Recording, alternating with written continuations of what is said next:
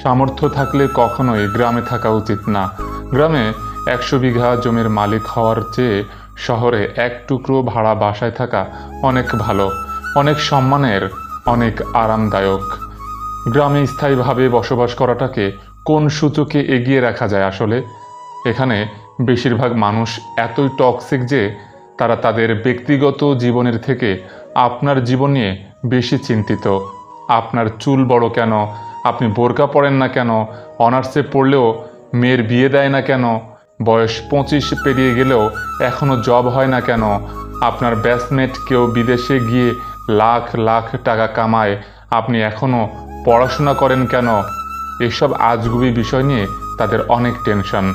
মাঝে মাঝে দেখবেন আপনার ফ্যামিলিও যেসব বিষয় নিয়ে চিন্তিত নয়, অন্যান্য মানুষ এর থেকে বেশি চিন্তিত। গ্রামের টক্সিক বিষয়গুলোর আরেকটি বড় পার্ট হচ্ছে ঝগড়া। আপনি এমন কোনো বাড়ি খুঁজে পাবেন না যেখানে জায়গা জমি নিয়ে কোনো বিরোধ নেই। প্রত্যক্ষ বা পরোক্ষভাবে এই ফ্যামিলি সেই ফ্যামিলির সাথে কোনো এক ঝগড়া লেগে থাকে। 1 ইঞ্চি জায়গা নিয়ে মাথা ফাটাফাটি, অশ্লীল ভাষায় গালাগালি, মামলা মোকদ্দমা তো আছেই। এই জন ওই জনের নামে গোপনে প্যাঁচ লাগিয়ে ঝগড়া বাঁধিয়ে দেওয়া, কাউকে পছন্দ না হলে তার নামে জায়গায় অজায়গায় বদনাম রটিয়ে দেওয়া, এমনকি বিয়ে আসলেও গোপনে প্যাঁচ লাগিয়ে দেওয়া গ্রামের বেশিরভাগ মানুষের যেন একটি নিত্যদিনের কাজ। গ্রামের বেশিরভাগ মানুষই এতটাই অজ্ঞ যে তারা সফটওয়্যার ইঞ্জিনিয়ার বুঝে না, ইলেকট্রিক্যাল ইঞ্জিনিয়ার বুঝে না, MBBS ডাক্তারের মানে বুঝে না। তাদের কাছে সরকারি চাকরি মানে পুলিশ হোক, কনস্টেবল, সেনাবাহিনী হোক, সৈনিক, প্রাইমারি স্কুলের শিক্ষক, এসবই। আর একজন নার্সিংয়ে পড়া স্টুডেন্টকে যেমনভাবে ডাক্তার ভাবে, তেমনি সরকারি মেডিকেলে MBBS পড়ুয়া কাউকেও সেরকমই ভাবে। তাদের কাছে আপনি সরকারের কত গ্রেডের চাকরি করেন তার থেকে গুরুত্বপূর্ণ আপনি প্রাইভেট জব করেন নাকি সরকারি চাকরি করেন। আপনি যদি প্রাইমারি স্কুলের পিওনও হন তাও মেয়ে বিয়ে দিতে রাজি, কিন্তু বেসরকারি যত ভালো চাকরি করেন আমতা আমতা করবেই। তাদের কাছে আপনার উচ্চশিক্ষা গ্রহণের থেকে আপনার সে বন্ধুর দাম বেশি যে SSCর পর সৈনিক, কনস্টেবল বিদেশে বা কোনো কাজে চলে গেছে।